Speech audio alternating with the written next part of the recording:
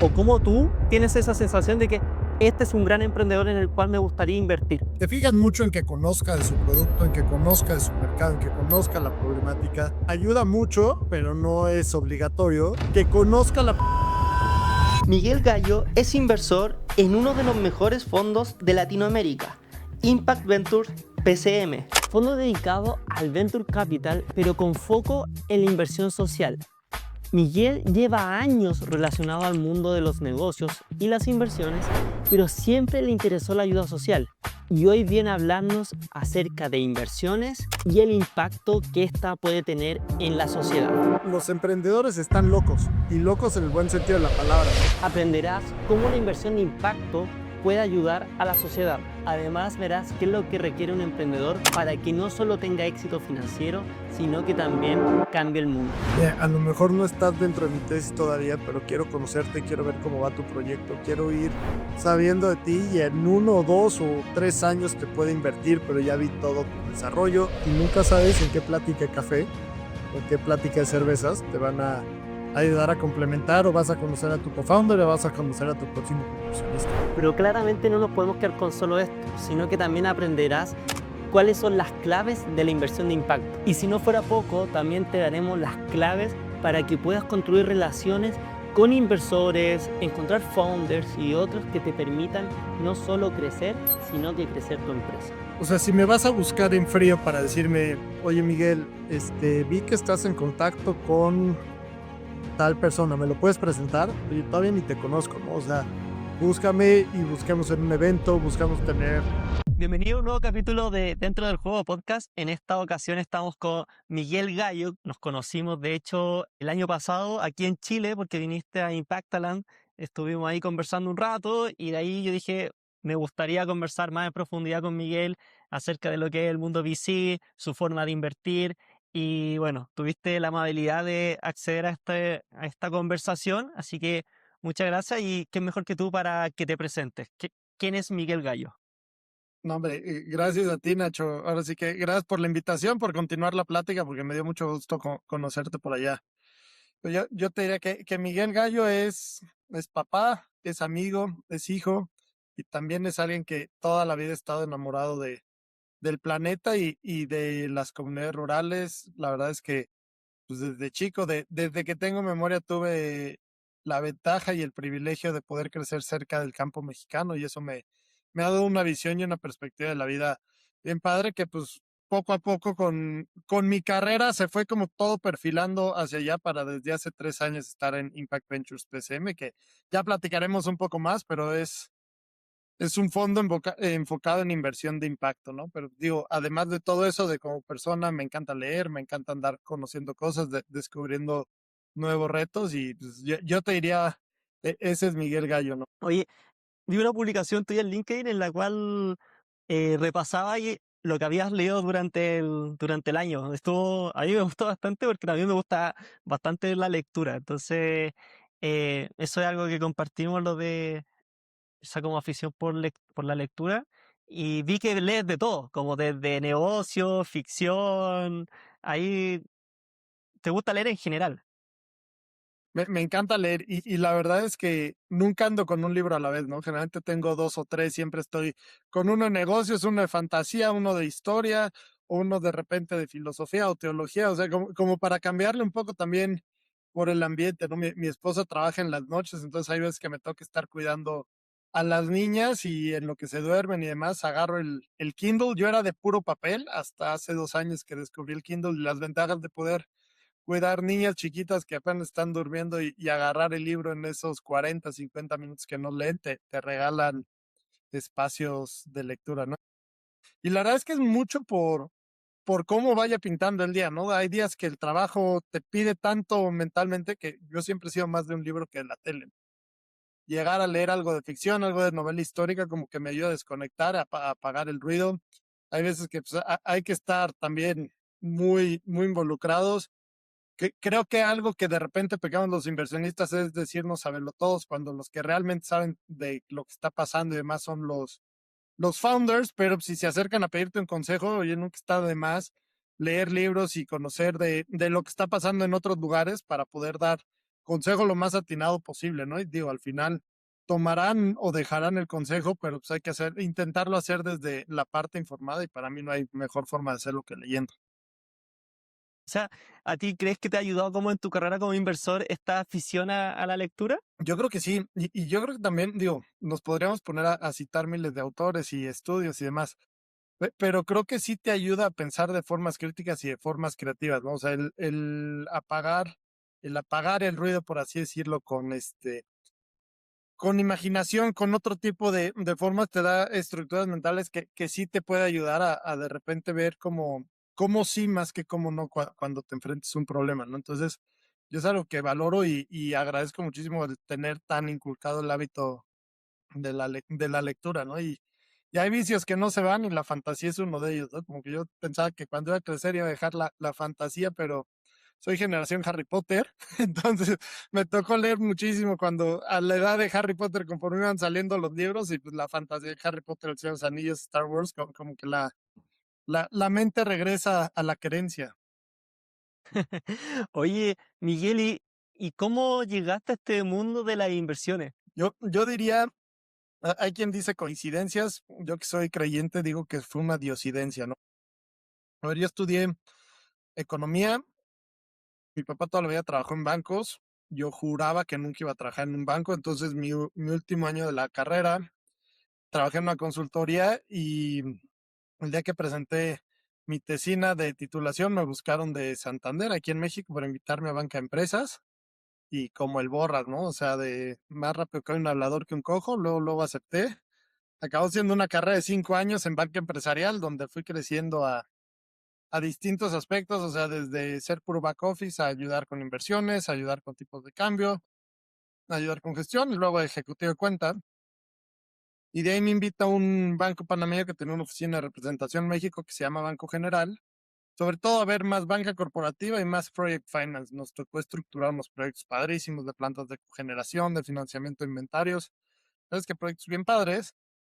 Llega la pandemia y acabo, y la verdad como que todo entra en un alto y brinco a una empresa que se llama Civale, que en México es de prestaciones sociales y vales de despensa. Después de ahí ayudar con la parte de estrategia, después de 2 años ahí, pues pacto mi salida y acabo en una fintech. La verdad es que, pues como en todo, ¿no? En los trabajos, en las inversiones, en las relaciones personales, con la esposa, con los amigos, se necesita hacer clic de los dos lados. Yo no hice clic tristemente con el fundador y y después de unos meses, pues decidimos que dejara de colaborar y literal me había tomado una semana y un muy buen amigo que trabaja en Promotor Social México, que otra vez ya llegaremos a todo lo que somos, él está en otra área, me marca para invitarme a un evento y me dice, oye, tráete a quien quieras de la fintech. Le dije, pues voy solo porque salí la semana pasada.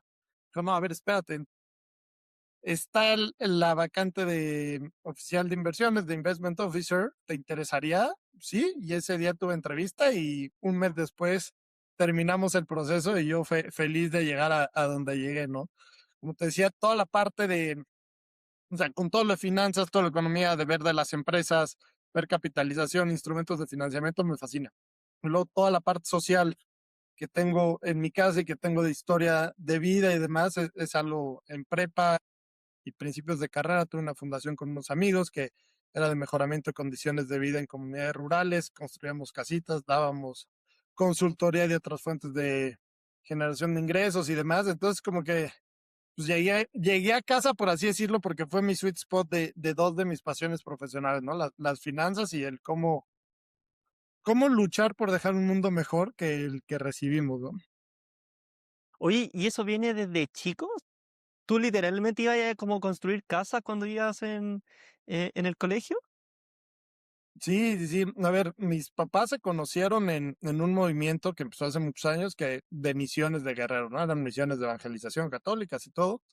Y siempre nos lo inculcaron. Luego te digo que yo mi papá son muchos hermanos y tres de ellos tenían ranchos, entonces tuve el privilegio de crecer yendo a los ranchos. Del lado de mi mamá también, unas tías suyas tenían un rancho, entonces por lo menos cada 15 días estábamos en el rancho y platicando con los trabajadores y platicando con la gente y conociendo. Un tío decía el México profundo, ¿no? Pues, el México en las raíces de la gente que está ahí y demás. A los 14 años me empecé a ir de misiones, a los 17 conocimos el proyecto de construcción de casas y con otros amigos con los que me iba de misiones empezamos 2 años después la fundación y le empezamos a crecer y entonces era irnos a estar con la gente, ¿no? Porque tampoco se trata de llegar y construir e irte, ¿no? Porque si no es tapar el sol con un dedo, querer tapar un agujero con el índice y te terminas cansando, ¿no? Entonces quisimos hacer un proyecto más integral y más de, oye, pues, ¿cómo damos capacitaciones en salud? ¿Cómo damos capacitaciones en generar más ingresos? ¿Cómo ayudamos a que la gente realmente sienta un cambio? Entonces, una de las condiciones que pusimos era que para darle la casita a alguien tenía que ser una familia con hijos chicos, también para que, o sea, imagínate el campo y la sierra de casas con piso de tierra, oye, pues para construirte la casa necesitas hacer un firme de cemento para encima de eso construir la casa y aunque parezca una tontería, la verdad es que pues, es más higiénico, es más digno, es más todo, y entonces los chiquitos que crecen con un piso de cemento, ya su normalidad es un piso de cemento, no un piso de tierra, y así son varias teorías de cómo irle cambiando, ¿no? Pues, eso toda la vida, y de repente, pues llegar aquí a PCM, a Impact Ventures, a una oportunidad de ejercer finanzas, que es algo que me ha gustado toda la vida, con esta parte social que siempre me ha fascinado, la verdad fue, ¿dónde firmo, no? Y me aviento de cabeza.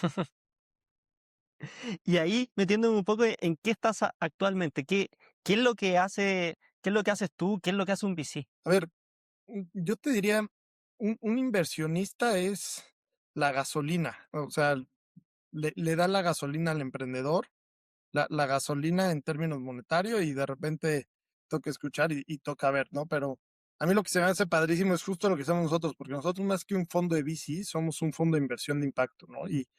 Y dentro de todo, a ver, vámonos por partes. Impact Ventures PCM es el área de inversión de impacto de Promotora Social México. Promotora Social México nace hace casi 17 años como un endowment, los fundadores le dieron los recursos con la misión de mejorar la calidad de vida de los más necesitados. Para eso se tenían 3 grandes áreas de acción.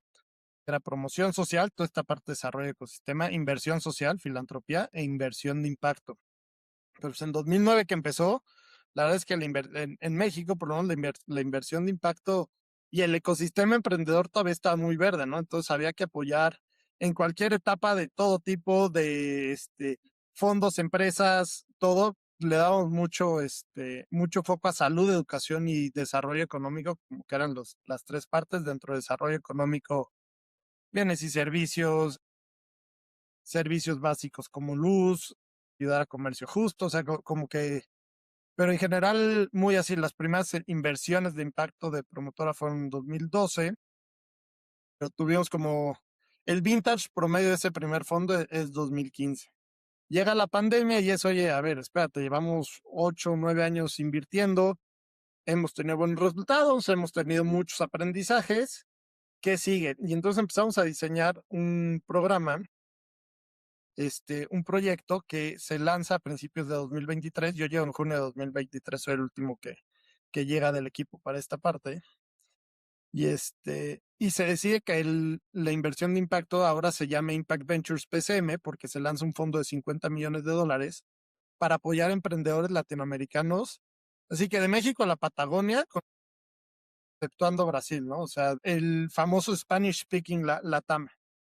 Aquí, Ya. con este fondo, apoyamos empresas en Series A que ya tienen el Product Market Fit, o sea, ya lograron llegar al mercado y necesitan la gasolina para el crecimiento. Y también a muchos emprendedores latinoamericanos que su paso natural, el siguiente mercado es llegar a México, entonces poderlos acompañar con un soft landing. La verdad es que en mejorar las condiciones de vida de las personas más necesitadas y igual, o sea, un poco igualar la cancha para que todos tengamos ciertas oportunidades lo más parejo posible para todos. Ampliamos los sectores y entonces entramos en EdTech, salud, HealthTech, educación, EdTech, inclusión financiera, que es la parte FinTech, apoyo a pymes, que es como SaaS/FinTech/HRTech, y lo que le decimos comunidad y medio ambiente sostenible, que es apoyar marketplaces, comercio justo y sobre todo seguridad alimenticia, limpias, movilidad sostenible y economía circular. La verdad es que somos un fondo bien agnóstico porque lo que nos mueve es el impacto, ¿no? Y promotora sigue con toda esta tarea de inversión social de pues, Venture Philanthropy, que es filantropía, pero exigiéndote resultados y cómo vamos creciendo. Y con la parte de inversión de impacto, lo que hacemos en Impact Ventures PCM es, pues, sí nos fijamos mucho en que haya impacto social, si no ni siquiera te abrimos la puerta y en que esté alineado con nuestra tesis de impacto. Pues, he platicado mucho a mí, con lo que te contaba, me mueve muchísimo el medio ambiente, pero nuestra misión es social. Entonces, oye, si hay un impacto climático y hay una empresa medio Climate Tech que está generando un buen impacto social, tienen las puertas abiertas, ¿no? Nada más hay que entenderla y hay que empujar el cómo sí. La verdad es que pues, 2023 y 2024 fueron buenos años. Empezamos con el deployment, pero sí nos dimos cuenta que, a ver, al ser un endowment, tenemos el privilegio de poder ser capital paciente. Y vámonos otra vez a cómo es la industria del VC, donde un fondo tradicional te dura 10 años, si acaso con 2 de extensión, donde los primeros 2 años están haciendo el cierre final y las primeras inversiones, pero en un plazo de máximo 5 años, a lo mejor un piquito más, los fondos ya terminaron de hacer su deployment inicial de escoger a las 15, 20, 25, depende del tamaño del fondo, empresas que van a apoyar. Y luego viene el periodo de desinversiones, donde si la empresa va bien, órale, te invierto en un follow-on para hacerse crecer, pero empiezo a buscar una salida. Como que si nos vamos al mundo del VC de Estados Unidos, la salida es un M&A o un IPO. Tristemente en Latinoamérica no tenemos todavía la liquidez para que sea un paso natural decir, ah, sí, viene el IPO y ahí nos sacan a todos, ¿no? Porque los países no tenemos esos volúmenes. Cada vez vemos más M&As. También hemos visto un cambio en el chip de los emprendedores, donde por lo menos en México hace 10, 15 años, oye, emprendían para que fuera su negocio patrimonial y decían, oye, ¿cuántas empresas tradicionales han crecido muchísimo y terminan siendo el negocio patrimonial? Entonces, ¿por qué tendría que sacar a mis inversionistas? ¿Por qué los tendría que vender? Eso ya está cambiando porque es otra discusión. Y aquí interrumpo cuando quieras, porque todas las startups son empresas, pero no todas las empresas son startups, ¿no? Porque necesitas este componente de escalabilidad, este componente de mucha digitalización, mucho apoyo tecnológico, muy movidas, muy flexibles, o sea, muchas ganas de iterar y cambiar y aprender, que hay muchas empresas que no lo tienen, no los interesa y es muy válido, ¿no? Entonces, con esto el capital Oye, paciente y platicando, nos damos cuenta que se está haciendo un hueco en etapas tempranas en Latinoamérica. Entonces lanzamos a inicios de 2025 el fondo IBPCM Seed. Es una tesis espejo. En el fondo LATAM nuestros tickets iniciales van de 1 a 3 millones de dólares. En este Seed son de 100,000 a 300,000, pero son las mismas industrias. Estamos apoyando emprendedores que ya tienen el producto y están por salir a mercado o acaban de salir a mercado. Y este fondo no tiene un componente de follow-on pensado porque, oye, si te está yendo muy bien, pues te cacho con el fondo LATAM. Este fondo lo estamos operando en conjunto con Impact ABC porque son conocimientos diferentes y son cualidades diferentes las que te debe ofrecer y en las que un emprendedor se debe fijar.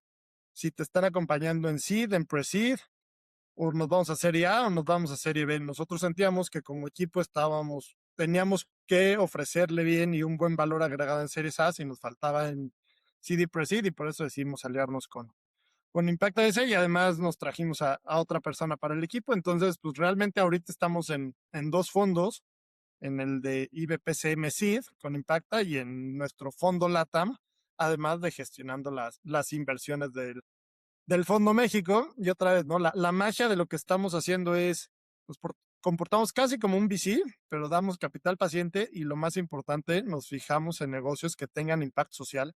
Claro, y que no me digan que el impacto social es nada más generar empleos, porque pues, no es la visión que tenemos nosotros del impacto. oye, Miguel, y te quería preguntar si pudiéramos dividir en pasos tu proceso de inversión. ¿Cómo es el proceso de inversión que ustedes realizan cuando están evaluando si invertir o no en una startup con impacto social?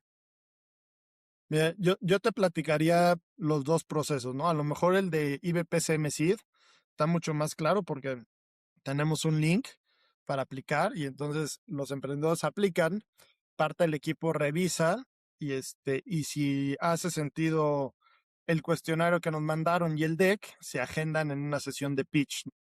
Esos pitch sessions son 20 minutos por empresa, entonces tienen 5 minutos para presentar y 15 minutos de preguntas y respuestas, aparte del equipo de Impacta BC y parte del equipo de Impact Ventures PCM. Si se decide, avanza.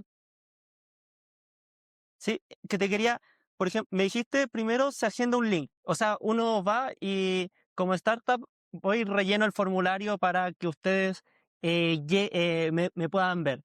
¿Cuáles, qué filtros tienen ahí como para decir, esta me interesa que pase a que me envíe el deck? A ver, nos fijamos mucho en la claridad del mensaje y que en el mensaje nos compartan qué problema están intentando resolver, con qué bien o servicio están intentando resolver ese problema, porque ha pasado que de repente se cuelan startups que te hacen el pitch y dices, o me distraje con algo o nadie entendió qué es lo que estás ofreciendo, ¿no? Y que hay un buen tamaño de mercado, o sea, y al resolver el problema y cómo lo estás resolviendo, entiendes si tiene impacto o no. Y hay un buen mercado que te permita escalar la empresa para que haga sentido. Ahí pasan al pitch y otra vez, como los que escuchamos ese pitch no somos los mismos que revisamos el deck, es, oye, quiero convencerme del impacto que estás generando, quiero convencerme del modelo de negocio que estás proponiendo, o sea, la problemática que estás resolviendo y cómo lo quieres resolver. Y si tienes escalabilidad o no, pues básicamente es eso en estos 5 o 15 minutos, ¿no? Hay que ser muy, muy ágiles. Y sí, se avanza a uno que se les denomina First Dates, ahí el equipo operativo del fondo de IBPCM Seed tiene sesiones para conocer al emprendedor, porque la verdad es que en etapas tempranas, oye, el que te tiene que convencer es el emprendedor y la problemática que quiere resolver. El cómo lo va a resolver, yo te diría casi el 100% de las veces va a terminar pivoteando y va a terminar ajustando, pero si tú crees que la persona es la correcta por la que hay que apostar, que ese es otro tema gigantesco en el mundo del VC de las inversiones, o sea, la persona, finalmente estás asociándote y es casi como casándote y vamos hasta las últimas consecuencias para bien y para mejor y para mal, si llega el caso, ¿no? Oye, Entonces pasan estos Miguel, first dates. Ajá. y ahí tú personalmente, ¿cómo identificas a un buen emprendedor? Porque se habla mucho de esto, como de que se invierte en el emprendedor y que el emprendedor conozca la problemática, que sea una problemática clara, que exista realmente esta problemática, pero siempre me ha quedado esa duda de cómo por ejemplo, en tu caso, ¿cómo uno identifica o cómo tú tienes esa sensación de que este es un gran emprendedor en el cual me gustaría invertir? Porque es como cuando te casáis, pues, o sea, cuando te casáis, al final es como, te estáis fijando en la persona, no tienes como, es como que uno va captando cosas, y, pero al final es como complejo decir, este emprendedor es un gran emprendedor y tiene un futuro y se la puede como para hacer crecer una startup que ya de por sí es complejo. Mira, no quiero sonar soberbio, pero cuando empiezas a conocer a tantos emprendedores y empiezas a tener tantas pláticas, el año pasado en el fondo SEED aplicaron más de 400 empresas, en el fondo LATAM realizamos más de 200, empiezas a generar ese feeling y ese saborcito. Y la verdad es que tampoco te vas a dar cuenta si es el correcto o no en la primera sesión, ni en el pitch, ni en la primera hora, ¿no? Te fijas mucho en que conozca de su producto, en que conozca de su mercado, en que conozca la problemática. Ayuda mucho, pero no es obligatorio que que conozca la problemática de primera mano de gente cercana, o sea, entender las motivaciones que lo llevaron a emprender en ese aspecto, en ese sector y todo. Y te das cuenta, ¿no? Porque, digo, también, a ver, los emprendedores están locos y locos en el buen sentido de la palabra, ¿no? Porque quien se despierta y dice, yo voy a cambiar el mundo para mejor y voy a poner una startup y con eso voy a empezar. Entonces, alguien que está así de loco, quieres que te transmite esa pasión, ese amor, esa locura por lo que está haciendo, ¿no? Entonces, los emprendedores locos, cuando los escuchas hablar y escuchas el convencimiento y escuchas la pasión, es de las primeras cosas que te fijas y dices, oye, aquí le quiero dar doble clic, ¿no? Y ya después empiezas a conocer su historia. Hay emprendedores que llevan 3, 4, 5 años en el juego, ya han levantado 1 o 2 rondas o ya ha sido,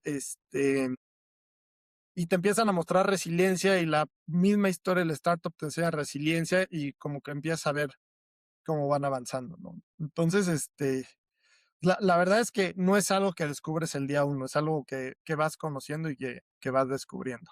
Entonces, después de estos first dates, nos presentan al equipo de IBPCM, al head de Impact Ventures, PCM, que es Octaviano, a la otra oficial de inversiones, que es Marifer Vargas, y a mí, más otros del equipo de PCM, más David Albo de Impact ABC, y ahí es otro demo day, y en lugar de 20 minutos es media hora, es otra vez un pitch, paso de resolver preguntas y respuestas, y con eso, con los votos de los que estamos ahí, como que ya se perfiló mejor el impacto, ya se perfiló mejor el negocio, y se decide el go, no go al due diligence final antes de comité. La verdad es que suena mucho, pero el proceso puede ser tan rápido como 4 o 5 semanas o tan lento como 10, 12. También depende mucho de la voluntad que le ponga el emprendedor a generar información y sobre todo en esta etapa de seed y pre-seed, ¿no?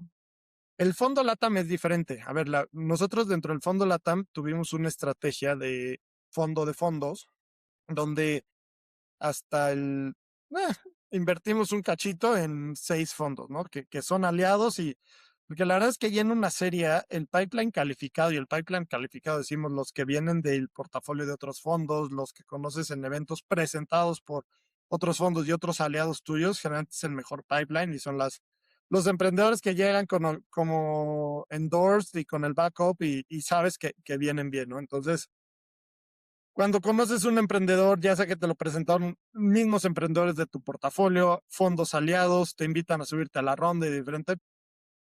Nosotros somos 4 en el equipo que estamos en el día a día y tenemos divididos por sector, ¿no? Entonces estamos un investment officer y un asociado en educación, un investment officer y un asociado en salud, un investment officer y un asociado en fintech, y así en todos nuestros sectores. Entonces, dependiendo del emprendedor y de qué sector venga, oye, lo platicamos y vamos planchando. Luego tenemos sesiones cada semana donde revisamos el pipeline que nos llegó y vamos rebotando y, oye, sí, pero se me ocurre que le hagas estas otras 2, 3 preguntas, que resolvamos estas dudas antes de avanzar. Y ya que lo tenemos listo para avanzar, que otra vez puede ser tardarnos un mes en esa etapa o resolverlo en 3 días, tenemos lo que le decimos un comité de impacto. Para Preguntados Social México es tan importante el impacto que queremos estar seguros que la organización entiende el impacto como lo está entendiendo el equipo de Impact Ventures PCM y que tenemos personas en el equipo de Promotor Social México que son espectaculares en leer a la gente, ¿no? Entonces, que les haga sentido los valores y lo que transmiten y demás los emprendedores como para ser parte de la comunidad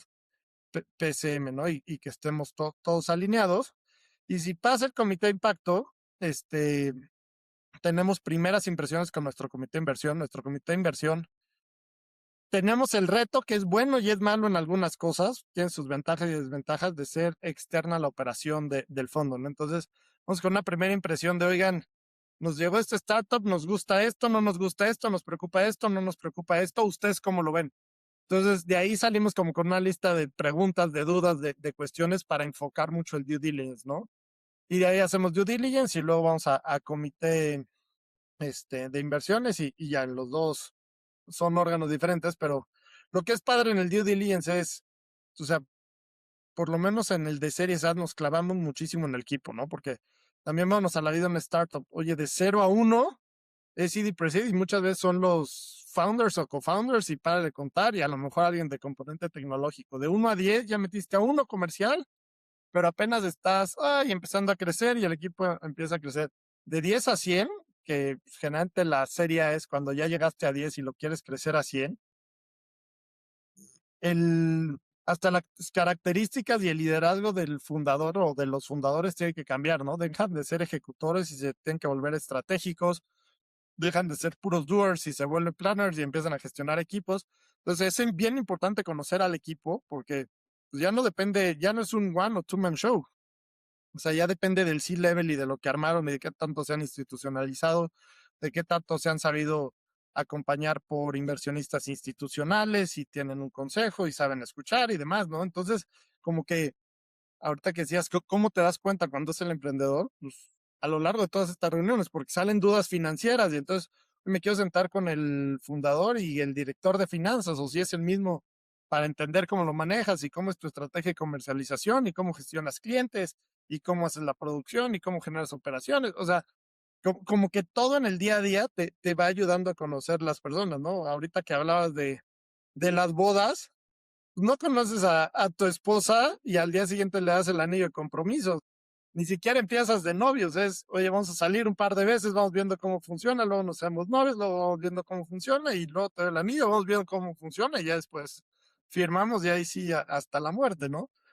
Um, pero todo es por partes y todo vámonos conociendo y vamos viendo qué sigue. Oye, Miguel, y en ese proceso, sobre todo cuando están evaluando a los de Serie A, eh, ¿tú tienes identificado en cuáles son los puntos o quizás patrones en los que más se caen las startups? O sea, ¿hay algunos puntos en los como que se repita que ustedes digan como en esta no, en esta sí? ¿Y por qué no? A ver, yo los dos que tengo más checados, uno es la parte de comercialización, o sea, porque generalmente pues, cuando están pasando de una seed a una serie A, puedes acceder, y sobre todo si son ventas B2B, a clientes cercanos, ¿no? O sea, oye, le pides a los inversionistas un intro, le pides a Friends and Family un intro y por ahí vas. Pero ya cuando quieres llegar a una serie A, ya cuando tienes que probar que el mercado realmente acepta tu producto, no, la estrategia es una locura, ¿no? Y ahorita ya se nos está olvidando, pero hace 6 7 años era Kemen Marketing y había un estudio por ahí que creo que el 80% de las rondas de VC se iban a marketing en Google y Meta, una locura así, o sea, ya que lo leí me voló la cabeza. Pero pues ahorita no, ahorita es cómo vendo y cómo crezco inteligente. Esa es una, y la otra es la gestión de equipo, ¿no? O sea, tristemente, y lo que te decía, dependiendo la etapa, se necesitan características y cualidades únicas de los emprendedores. Y ya cuando estás llegando a una serie A, necesitas a alguien o que sea muy buen comercial y él gestiona el equipo comercial, o que sepa gestionar muy bien equipos, o tenga la humildad, que a veces eso también cuesta, de contratar a gente más senior que ellos para que les ayude con finanzas, con comercial y con operaciones, ¿no? Entonces, muchas veces donde empiezan a temblar los castillos es en el armado del equipo, ¿no? Y un poco parecido, pero ya cuando ustedes ya han invertido, o sea, ya deciden invertir, vieron que que la startup tiene un gran impacto social, que es real, que comparten valores, que hacen el due diligence y está todo perfecto. ¿Cuáles son los factores que tú ves en las startups que ustedes han invertido y que sí tienen éxito después? Yo te diría, los principales son los emprendedores con capacidad de escuchar, ¿no? O sea, que más allá del conocimiento técnico que tengan, que tengan esas ganas de saber, de quitarse la ceguera de taller, como decimos por acá, ¿no? De saber que ellos están en el día a día y están metidos. Y a lo mejor un inversionista o el consejo o el consejero independiente ve algo que, oye, por aquí hay un foco rojo, atiéndelo, ¿no? Y en lugar de descartarlo, se voltean y atienden a ese foco rojo, que saben alzar la mano y saben pedir ayuda, porque, oye, todos la pasan, hay subidas y bajadas, pero digo, tristemente nos pasó con una empresa donde el founder nos decía, voy bien, voy bien, voy bien, voy bien, todo está en orden, todo está perfecto, todo está en orden, y todos estábamos con la idea que estaba bien, y de un día para otro nos dijo que ahí en insolvencia la empresa se cierra, ¿no? Entonces, de esos aprendizajes, ahora también nosotros en el Fondo México, en el primer fondo, pues por el tipo de inversiones que hacíamos, acabamos en el consejo de las empresas. Ahorita somos followers en casi todas las rondas. Nuestros tickets no nos dan para alcanzar consejo, entonces más bien con algunas empresas, por el valor que podemos otorgar, nos han invitado como pues, observadores en los consejos de administración y eso ayuda porque te ayuda a estar enterado, tienes voz, no tienes voto, pero puedes acompañar y con el conocimiento, ¿no? Y otra vez, hablando sobre todo en que estamos buscando a muchas empresas latinoamericanas, tú ves nuestro portafolio y son de Colombia, de Chile, de Argentina y dos mexicanas que están llegando a México y están buscando un socio en México que los pueda escuchar. Entonces, oye, me estás buscando para que te invierta como socio mexicano y no quieres escucharme, pues como que ahí puede haber cortocircuito, ¿no? Y la otra, tristemente, o sea, que va muy relacionada con comercialización, el reto que estamos viendo es que se está subestimando la dificultad de entrar a México. O sea, creemos, y los emprendedores en general están creyendo que como hablamos el mismo idioma y nos parecemos en muchas cosas, va a ser muy fácil entrar. La verdad es que hemos visto que los founders que son más exitosos en su llegada a México son los founders que dejaron montado el negocio en su país de origen, en Colombia, en Chile, en Perú, y de ahí se lanzaron para México, ¿no? O sea, como que ya no es una distracción el país, ya lo brindaron. Y ese es otro de los retos, ¿no? El saber cuándo empujar, cuándo hay que contenerse y cuándo pues, ya vamos con el crecimiento, ¿no? O sea, te digo Oye, que me Miguel, encanta leer y algo, no me arrepiento de Carla. Una figura que sí. siempre me ha llamado la atención es la del emperador Adriano. Después de Trajano, que se dedicó a conquistar cuanto territorio hubo y a expander fronteras, de repente llegó Adriano y dijo, yo no puedo controlar todo, y se hizo chiquito. No que se hiciera chiquito en el mal sentido, sino se dio algunos kilómetros en el este, en el norte y demás para poder afianzar el control de Roma, ¿no? Entonces, toda escala proporcional es pues, saber conocer cuándo toca irte a conquistar otros países y cuándo toca más bien volver rentable a tu país antes de dar el siguiente paso, ¿no? Oye, Miguel, y una consulta ahí porque desde Chile, uno de los pasos naturales que, no sé, pues le va bien al founder en Chile y un paso natural en México. Entonces, se van a México. Pero como cada vez hay más haciendo eso, te quería preguntar si tú, si esto que tú me dices que como que se subestima el entrar a México, ¿será porque cada vez hay más casos de founders de Perú, Chile, Colombia que le está yendo bien en México? Porque no se da lo mismo en Brasil todavía. O sea, todavía se respeta mucho entrar a Brasil y es como, no, a Brasil no vamos a ir hasta que ni siquiera están los planes muchas veces de entrar a Brasil. Entonces, y se le respeta mucho si es que uno quisiera aventurarse por allá. Entonces, ¿será porque hay casos de éxito en México de emprendedores de Chile, Perú, Colombia o Argentina que están yendo a México, que le está yendo bien, que los que ahora están entrando tienden a subestimarlo? Yo creo que sí, sí puede ser. También puede ser que, a ver, el mundo del emprendimiento social, el mundo del emprendimiento y del VC en Latinoamérica ha tenido un crecimiento exponencial, ¿no? Ya ha crecido mucho más del lado de los emprendedores que del lado de los inversionistas.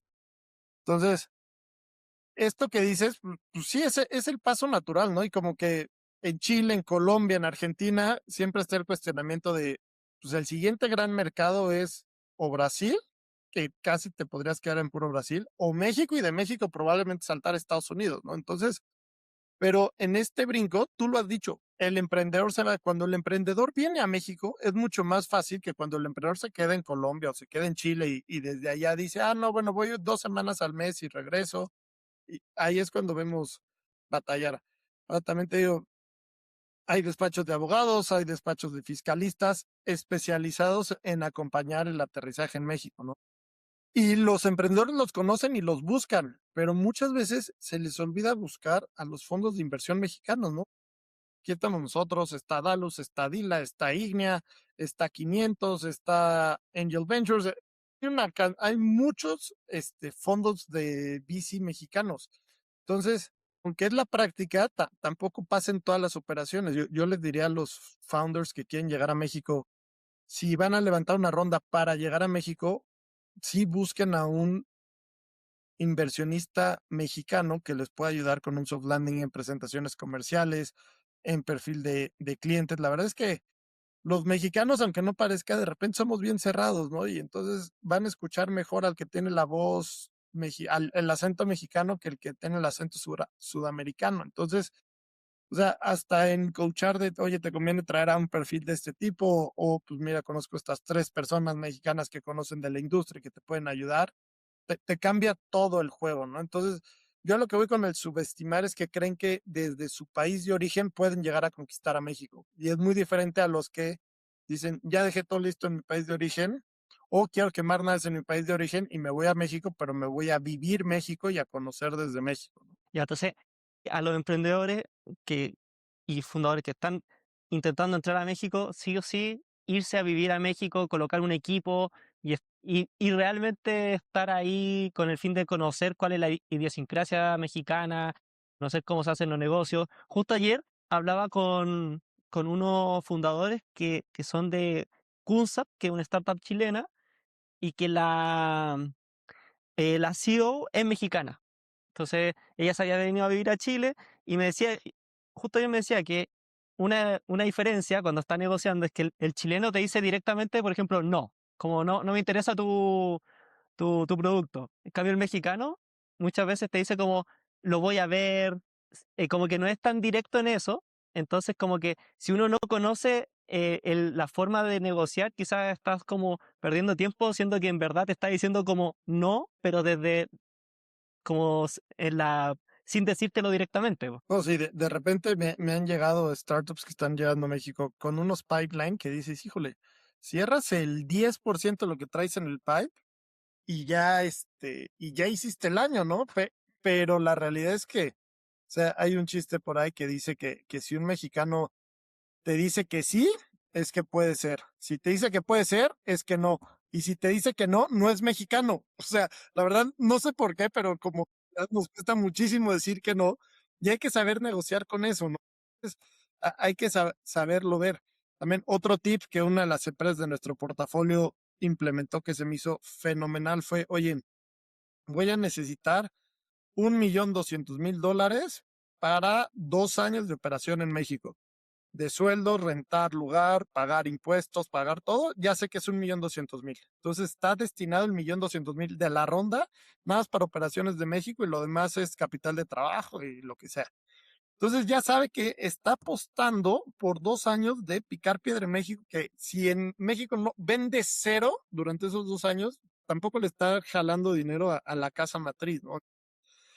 Como que empezar a planchar ese tipo de estrategias y se está viniendo a México a contratar a un director general mexicano que le ayude, que le abra las puertas con quien le tiene que abrir. Y a mí se me hizo un play súper, súper inteligente, ¿no? Oye, y ahí, porque, y un poco volviendo a lo que se cae, me dijiste que uno de los puntos en los que se caen muchas veces es la comercialización. Y yo escucho mucho que los founders tienen que siempre estar vendiendo. El founder comienza vendiendo y a medida que va creciendo, que debería seguir vendiendo. En ese sentido, ¿cómo cuando uno va a México o incluso a otro país también puede ser, porque todos tienen idiosincrasias distintas, por ejemplo, México, Brasil, Colombia, Chile? ¿Tú crees que sí o sí un founder tiene que ir y estar vendiendo y quizás contratar a alguien que lo ayude en la parte comercial, pero como que quizás ir los dos a vender, pero que el founder s- igual abra el otro país vendiendo el mismo en persona? Yo creo que sí. A ver, nadie conoce su producto, dile bien, servicio, lo que sea que ofrezcas, como el founder.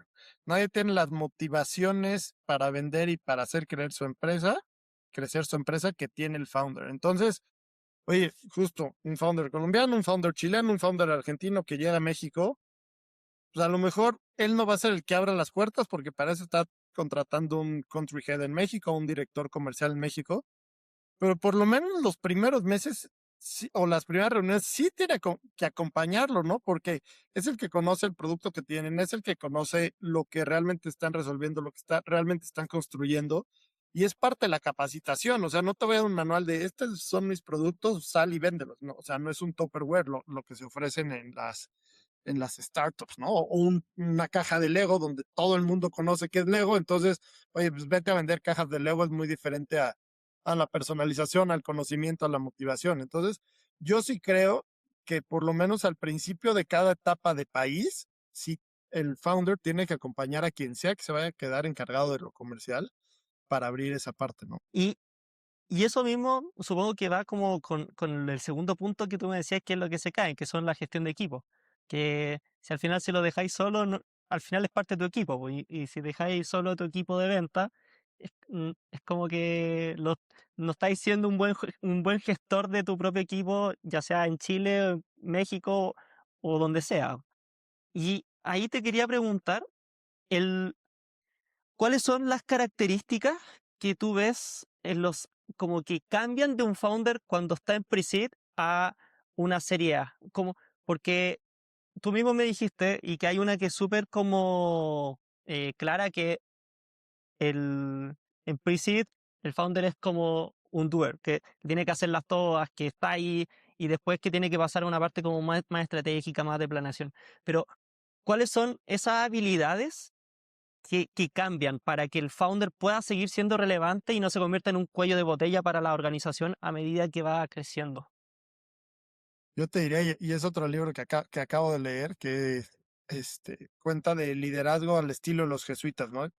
Y el punto central de los jesuitas es el autoconocimiento, de autoconocimiento en todo sentido. Entonces, oye, tú como founder eres un loco soñador.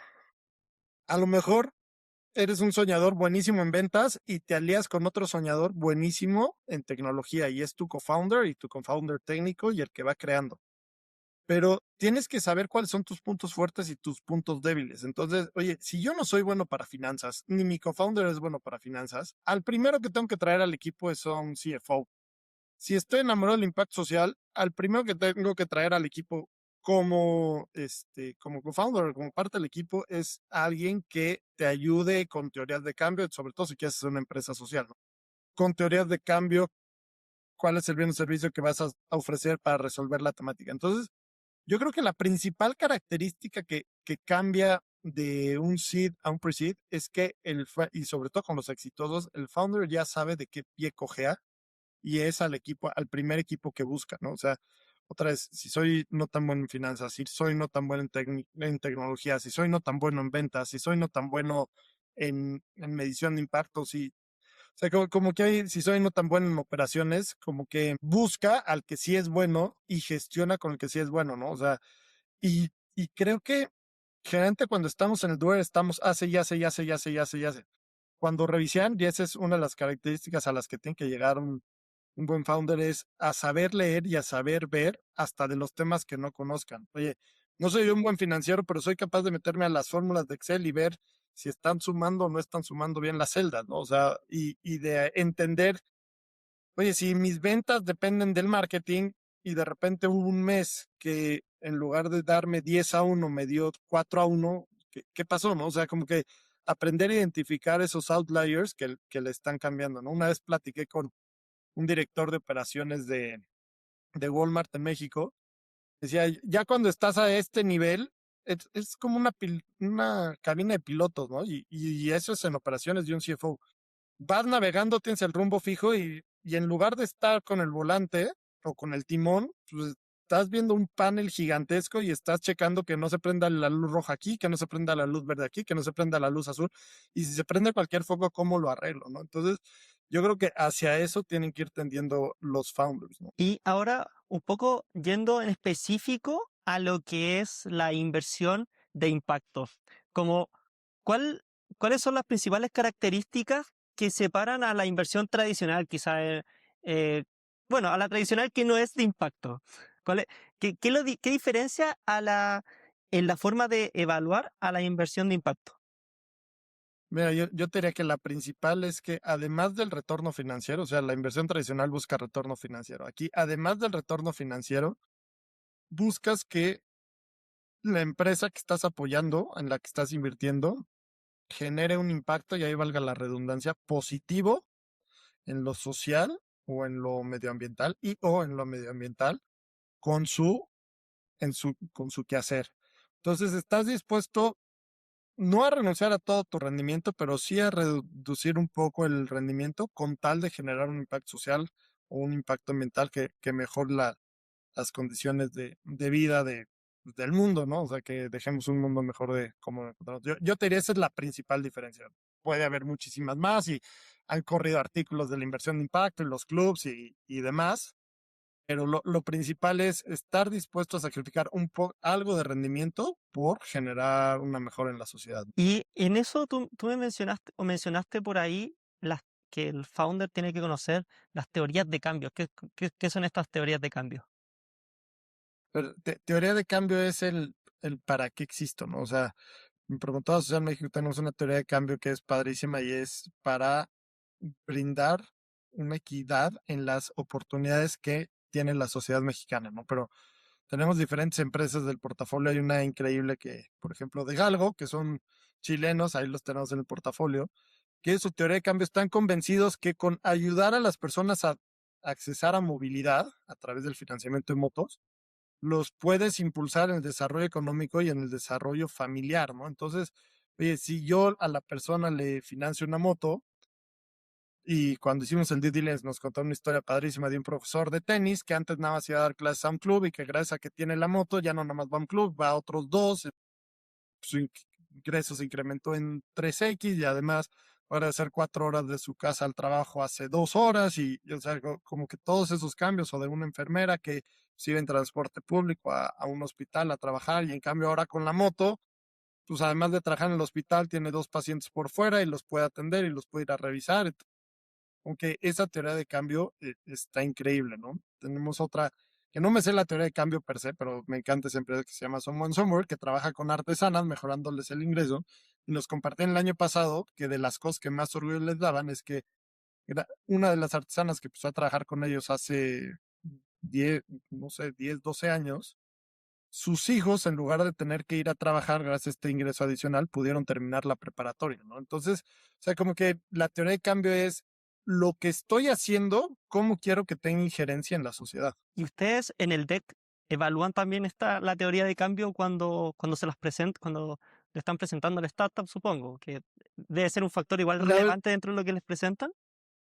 debería de ser, pero no todas las startups tienen, ¿no? O sea, hay startups que generan un cambio gigantesco sin tener una teoría de cambio implícita y es parte de nuestra chamba. Oye, estos generan impacto, a veces hasta sin querer generar impacto, ¿no? O sea, tienen en la mente otras cosas, pero están generando un impacto increíble.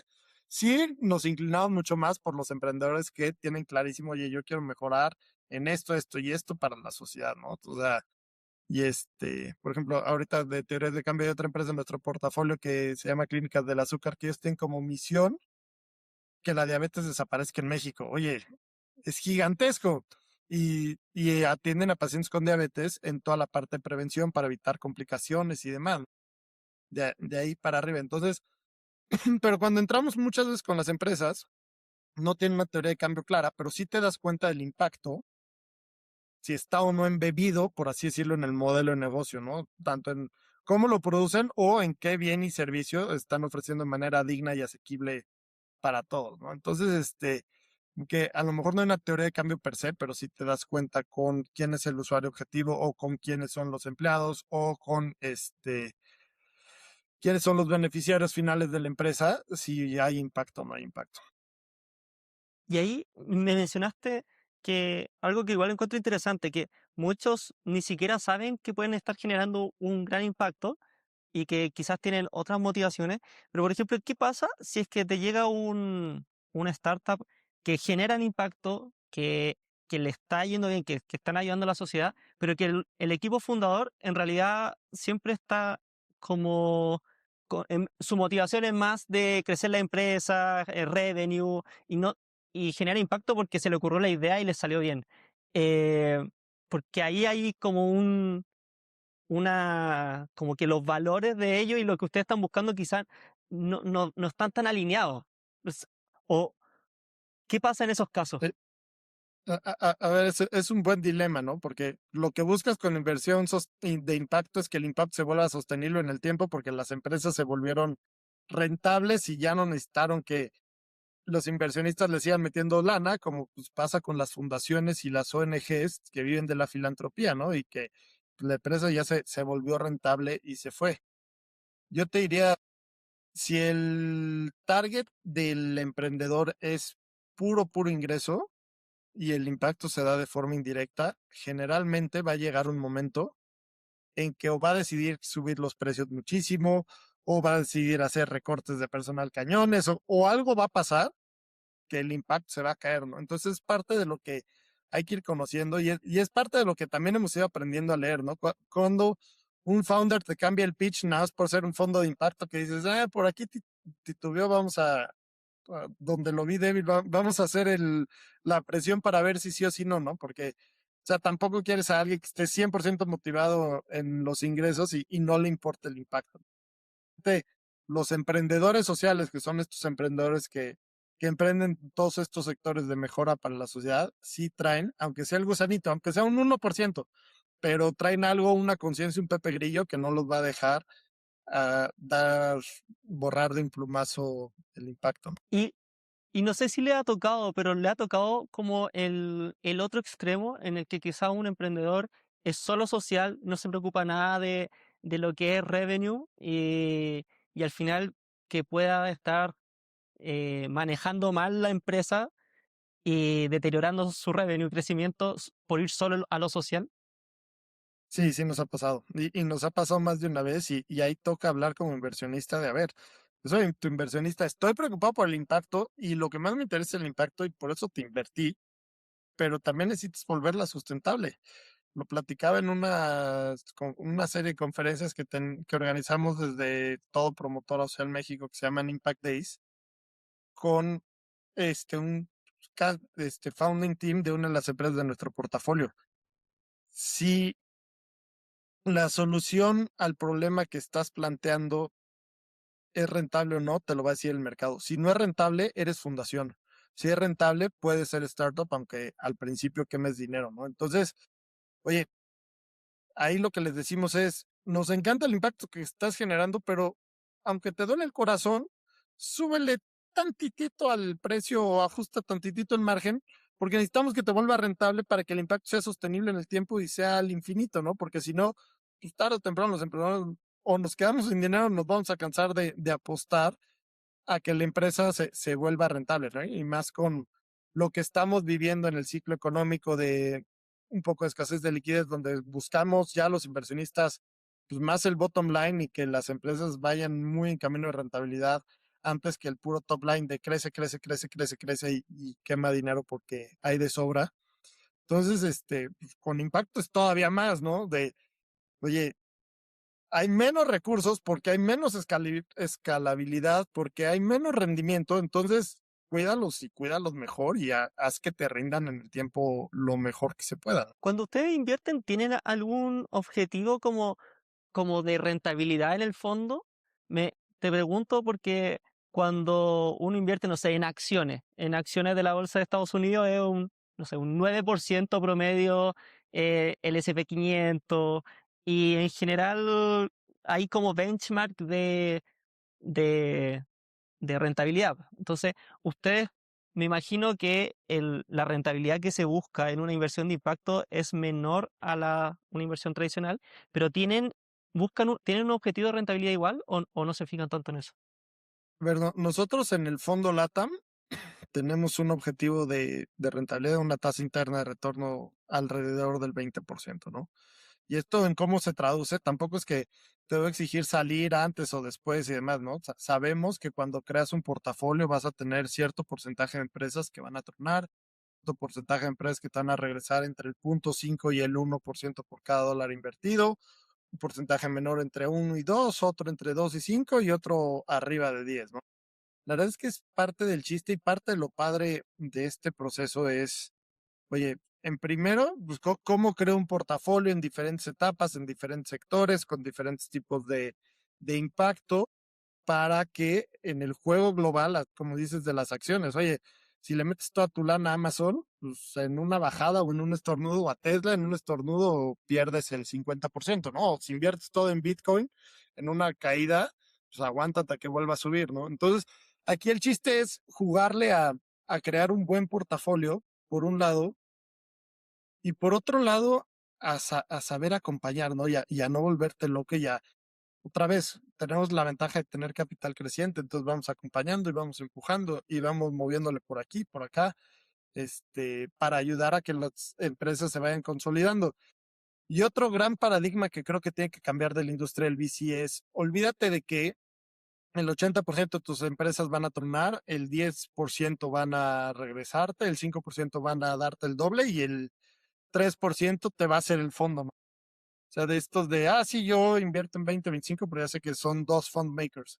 O sea, yo diría al revés, ¿no? Apostemos a que como inversionistas sepamos acompañar a las startups, sepamos acompañar a los emprendedores para que solo el 10 o 15% de las empresas truenen, o el 20 o el 25% de las empresas truenen, y más bien sea un 50-60% el que, si igual y no te da el mejor retorno de todos, pero te regresa entre 1 y 2x los dólares que invertiste, y con eso vas creando mucho más, ¿no? Entonces, pero pues es parte de lo que hay que cambiar y del privilegio que tenemos nosotros al no tener el PIS y no tener que regresar el dinero absolutamente así con la espada de Damocles de en 6 años se acabó la fiesta, poder acompañar para que pues, más empresas la vuelen del parque, ¿no? Desde la perspectiva de los VC, eh, y desde tu perspectiva, ¿cómo es que un VC puede, eh, dónde el VC es más importante para las startups? O sea, más allá del dinero, ¿cómo, cómo ustedes le agregan valor a una startup más allá de entregarle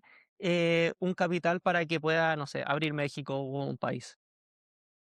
Yo te diría que cada VC tiene su expertise, ¿no? O sea, a mí me ha tocado ver coinversionistas de nosotros que son buenísimos en selección de personal.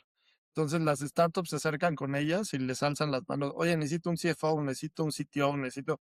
Son buenísimos para un jefe de marketing de ventas, para ayudarles a localizar los perfiles. Hay otros que son buenísimos en aperturas comerciales en el B2B. Hay otros que son buenísimos en referencia. O sea, la verdad es que o sea, Endeavor, por ejemplo, que todos conocemos la organización Endeavor, tiene una red de mentores espectacular. Entonces, ese es el valor agregado que ofrece, ¿no? Nosotros como que nos queremos colocar como ese inversionista de impacto que te va a acompañar, que te va a ayudar a hacer la balanza entre el rendimiento y el impacto, que te va a ayudar con la medición de impacto a rebotar ese tipo de ideas, con la comunicación y la narrativa de impacto. O sea, la verdad es que yo te diría, ojalá todos los fondos pudiéramos dar valor agregado en todos los sentidos y en todos los aspectos, y entonces agarras a tu fondo de cabecera y ese te ayuda en absolutamente todo. La verdad es que no hay nada como la especialización en ese sentido, ¿no? Y un fondo es buenísimo para esto. Y sabes que vas a necesitar llegar a México a contratar gente, pues busca ese fondo que te va a ayudar a contratar gente, ¿no? Si sabes que necesitas abrir B2B, busca ese fondo que te va a ayudar a abrir B2B, ¿no? Oye, genial. Y un poco para cerrar el tema de la inversión y como de la inversión en impacto, ustedes me dijiste que están invirtiendo en que salud, o sea, health tech, educación, desarrollo social. ¿Cómo ves la inversión en impacto y de aquí en adelante? ¿Qué es lo que se viene para la inversión en impacto? A ver, tristemente en Latinoamérica tenemos una deuda social gigantesca, ¿no? Perdón. Y también viene de la mano con una degeneración literal ambiental que ha estado durísimo y que el cambio climático le pega muchísimo y tristemente a los más necesitados, ¿no? O sea, si un día se tiene que cortar el agua, no le van a cortar el agua a las colonias ricas, se las cortan a las periferias y demás, ¿no? Yo sí creo que con esta deuda social que se tiene y con toda esta parte del clima, se vienen van a seguir estando 4 verticales muy, muy vigentes. Fintech, que es la inclusión financiera, todo lo de climate, de cómo podemos arreglar y cada vez vamos a ver nature-based solutions y cada vez vamos a ver más, sobre todo, más allá de la descarbonización, la seguridad alimentaria y temas del agua y la parte de educación y salud, ¿no? La verdad es que, a ver, hay un libro que se llama La Tierra Inhabitable, que lo publicaron en 2019 y el autor dijo, si seguimos como seguimos, va a haber una pandemia que nos va a encerrar a todos. No pasaron ni 6 meses y llegó la pandemia del COVID.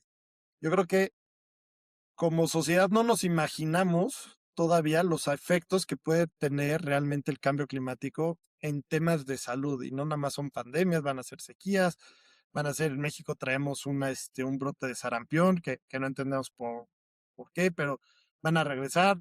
Si los polos se descongelan, se van a descongelar bacterias que la humanidad como especie en 10.000 años nunca hemos enfrentado porque estaban congelados allá arriba. Entonces, creo que va a ser salud, va a ser educación para, pues, cómo podemos. La educación es la mejor forma de nivelar el piso y de emparejar el piso para todos. Cómo seguimos impulsando educación, de otra vez toda la parte de salud. Fintech, la inclusión financiera, vivimos en un mundo regido por el dinero y no puedes dejar fuera del sistema a la cantidad de gente que vive fuera del sistema en nuestros países y la parte de clima, ¿no? Oye, si le tuvierais que dar consejos a founders que están comenzando y quieren realmente generar un impacto en la sociedad, en alguna de estas verticales que tú me comentaste, ¿cuáles serían tus consejos? Yo le diría que se acerquen con todo el mundo, ¿no? Hay veces que existe esta A lo mejor reputación bien ganada, pero que queremos cambiar, de que los inversionistas somos unos payasos que no nos interesa y la verdad es que es al revés, ¿no? A lo mejor no estás dentro de mi tesis todavía, pero quiero conocerte, quiero ver cómo va tu proyecto, quiero ir sabiendo de ti y en 1 o 2 o 3 años te puedo invertir, pero ya vi todo tu desarrollo y en el Inter te puedo presentar con otros inversionistas o te puedo presentar con potenciales clientes y demás, ¿no? Entonces, yo diría que aprovechen el poder de las redes, ¿no? Y no hablamos de LinkedIn ni Meta, o sea, de las redes sociales de como sociedad, ¿no? Ahí veo que tienes atrás el de Nexus. O sea, de cómo realmente la humanidad somos un ser social y todos lo vivimos y todos lo sufrimos en la pandemia. Te quedas encerrado y te quedas viendo las mismas 2, 3, 4 personas y empiezas a volver loco porque necesitamos ver a mucha gente, ¿no? Entonces, diría, aprovechen el poder de las redes y aprovechen a socializar, valga la redundancia, los temas que les preocupan, los temas que les motivan y a rebotar ideas, ¿no? O sea, a lo mejor no tienes que contar a detalle todo, pero sí puedes empezar a rebotar ideas y nunca sabes en qué plática de café o en qué plática de cervezas te van a ayudar a complementar o vas a conocer a tu co-founder o vas a conocer a tu próximo inversionista, ¿no? Oye, si le tuvierais que dar un consejo, pero específicamente a otros VCs, qué le diría a otros VCs? Y ahora los otros VCs, sigamos en comunicación, ¿no? Otra vez, el mejor pipeline es el que nos podemos comunicar, las mejores referencias son las que podemos hacer entre nosotros. Y la verdad es que ningún VC, sobre todo en Latinoamérica, puede llevar solo a una empresa de 0 a 100. O sea, necesitamos la colaboración. Yo sí veo un ecosistema que cada vez colabora más entre unos y otros, pues necesitamos seguir fortaleciendo esas redes de colaboración. Oye, y ahí una pregunta, que muchas veces se habla de los VCs como si fueran como una entidad que está como un poco inaccesible, que es como, como, no, eso, sí, no tan accesibles. Pero tú me dijiste que uno se acerque y que le hable y todo. En general, ¿tú qué crees de esto? O sea, ¿es fácil acercarse a un VC desde la perspectiva de un founder? Porque es como, no sé, po, o sea, muchas veces yo he mandado muchos mensajes y sí, tengo buena recepción, o sea, me hablan y todo, pero yo no estoy tratando de conseguir capital, yo hablo como entonces, el VC, desde tu perspectiva, como que es accesible realmente para que alguien se acerque y le haga preguntas o incluso le pida una intro, siendo que quizás no me conocen, no han invertido en mí y no les interesa mi empresa. Yo te diría, antes que todos los VC somos personas, ¿no? O sea, si me vas a buscar en frío para decirme, oye Miguel, vi que estás en contacto con tal persona, ¿me lo puedes presentar? Oye, todavía ni te conozco, ¿no? O sea, búscame y buscamos en un evento, buscamos tener una plática de café virtual o presencial, o sea, vámonos conociendo, cuéntame de tu proyecto, vamos avanzando y después pídeme consejos, ¿no? O sea, esta figura del mentor que pues, el 99.99% de las veces el mentor se da de forma natural, no es de que yo llevo y le toco la puerta a alguien de, oye, quiero que me mentores. La relación se va construyendo. Entonces también como founders, pues los VC somos personas, ¿no?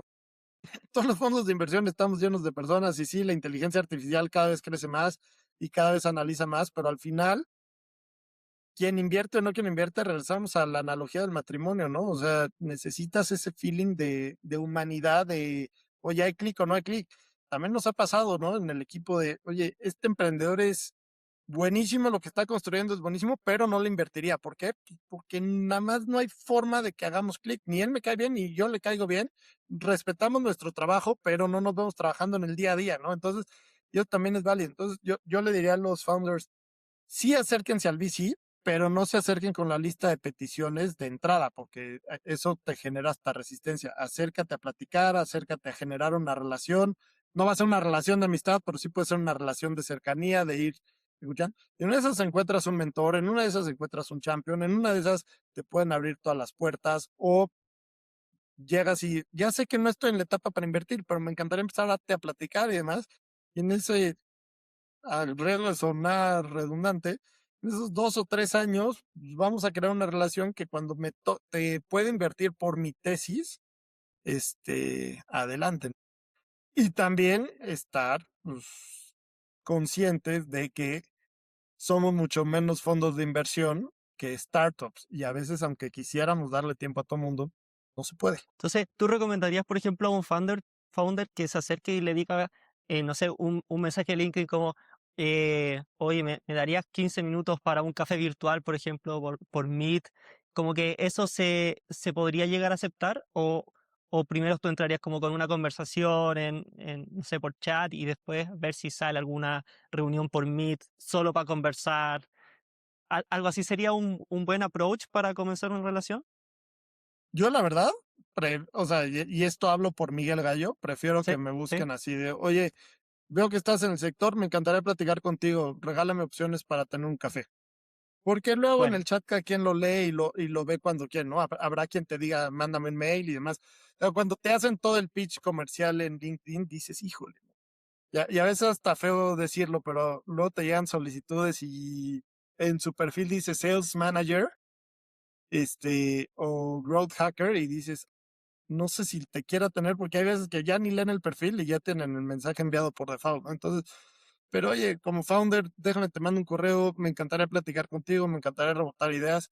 De hecho, pues yo ahí tengo, y pueden buscar en mi LinkedIn, una iniciativa que le copié a un tocayo del ecosistema de, oye, tengo los jueves apartado de 4 a 5 de la tarde, hora de México, para tomarme un café con quien sea, presencial o virtual. O sea, quien sea puede entrar, abrir ese link y agendarme esa plática de café, porque pues, creo que de ahí es donde luego salen las relaciones más padres y puedes generar pipeline hasta de donde no te imaginas, ¿no? Oye, a mí lo que decía recién, incluso a mí me llegan a veces, me mandan la solicitud, ni siquiera me escriben y me están diciendo como, o me mandan propuestas comerciales así, y eso que es podcast, o me dicen como, quiero estar en el podcast y ni siquiera los conocemos ni nada, entonces como también me pasa parecido, que muchas veces es un tema de relación antes de el pitch comercial por mensaje de LinkedIn como el medio mensaje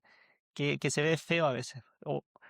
Entonces, Y es en el mismo sentido, o sea, así como a ti te llegan a pedir subirte al podcast, de repente, ven y nos conocemos, quiero que me inviertas. A ver, espérate, o sea, por lo menos empieza el proceso, déjame ver el deck, déjame ver qué onda y platiquemos. Pero si llegas otra vez con la lista de peticiones antes, es nuestra naturaleza humana generar una cierta resistencia. Busca primero crear una relación y luego te acercas a pedirlo. Porque también recomendar a alguien, pues no cualquiera, o presentar a alguien, la verdad es que, pues como va la reputación personal de por medio, no todo mundo se anima, y si vas a presentar a alguien, no presentes a todos. oye, Miguel, para ir finalizando, te quería hacer una última pregunta que es si me puedes comentar 3 libros, uno que sea para founders, otro específicamente para VCs y uno que sea de historia o de otra cosa que no tenga nada que ver con negocios. A ver, yo creo que No Rules Rules debe ser que es del fundador de Netflix, debe ser para founders, ¿no? Porque habla de cómo crear una cultura de excelencia, de confianza en tus emprendedores, en tus empleados, de hasta qué punto sí, hasta qué punto no, de cómo reimaginar, ¿no? A mí ese se me hizo espectacular. Uno que se los dejaré de tarea a los inversionistas, pero creo que todo el mundo lo tenemos que leer, es Donut Economics, Economía de la Rosquilla, de Kate Raworth. La verdad es que plantea un cambio de paradigma económico espectacular, donde dice, oye, en lugar de crecer por crecer, ya hay que cambiar 7 cosas del pensamiento económico del siglo XX. La humanidad debería de enfocarse en cumplir 12 compromisos sociales: salud, educación, vivienda digna, paz y justicia, y se me olvidaron los demás. Y ese es como el círculo interior, sin pasar los 9 límites planetarios, ¿no? Que ese es el círculo exterior. Entonces, ¿cómo hacer una sociedad que realmente sea próspera? Porque todos tienen una equidad, o sea, un piso relativamente parejo y no nos estamos acabando al planeta para lograr, ¿no? Entonces, yo creo que como inversionistas tenemos que empujar a negocios que están buscando hacer eso, pero en general toda la sociedad lo tiene que leer. Y de historia, pues, es que no sabría cuál de Posteguillo recomendarte. La verdad es que la O alguno que trilogía te de guste, pero no, que no sea de negocios. sí, no. Yo creo que la trilogía de Escipión, escrita por Santiago de Posteguillo, el primer libro es Africanus y es de este general romano que le logró ganar a Aníbal, ¿no? Santiago de Posteguillo es un maestro de Roma, la verdad es que escribe muy, muy padre, pero de todos sus libros, que esos sí ahí están todos metidos en el libro de acá atrás, mi favorito es ese de Africanus. Qué buenísimo, Miguel. Eh, Me encantó la conversación. La verdad es que conversar contigo, tanto cuando te conocí acá en Chile, dije, en algún momento me gustaría volver a conversar con Miguel.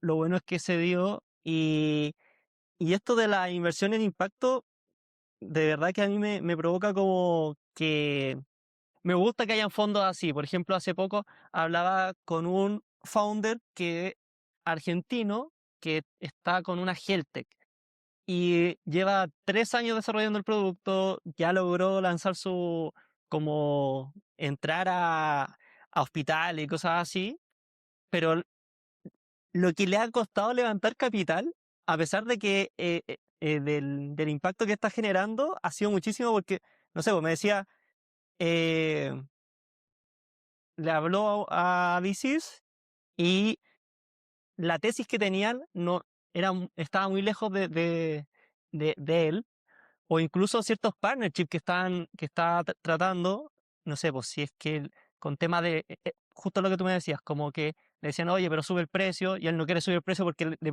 preocupa mucho el tema de impacto social. Entonces, eh, que haya fondos invirtiendo en impacto social, ya sea educación, el tech, clima, lo encuentro genial. Así que gracias por la conversación, Miguel, gracias por aceptar venir y ojalá que podamos volver a conversar en otro momento en el futuro. No, hombre, al contrario, Nacho, gracias por invitarme, la verdad es que disfruté muchísimo la plática. Pásale mi contacto a este amigo emprendedor Le- y creo que ya nada más para cerrar, diste en el punto, ¿no? Muchas veces los emprendedores batallan por no llegar con el inversionista correcto, de acuerdo a tesis y demás. Y esa sería la otra que challengearía a los emprendedores en general. Cuando vayan a tocar la puerta con un fondo de VC, no toquen la puerta nada más por el dinero. O sea, esto del smart money y del valor agregado que llegamos a platicar, realmente búsquenlo y hagan un filtrado y un match de a quiénes son los emprendedores y a los inversionistas que les encantaría tener en la ronda, ¿no? A lo mejor 3 o 4 de sí o sí, y ya si alguno de esos 3 o 4 se cae, ya buscas algo no tan smart en el dinero, ¿no? Pero otra vez, Nacho, mil gracias. Espero no haber acaparado muchísimo el micrófono. La verdad es que disfruté muchísimo no, platicar está contigo perfecto. y encantado de seguir en contacto. Gracias, Miguel. Y ahí estamos hablando. Le voy a pasar tu contacto, le voy a decir que te agende un café, de esos que me Exacto. comentaste que... y eso, gracias, Miguel. Ahí estamos hablando y que te vaya muy bien. Igualmente, Nacho, muchas gracias.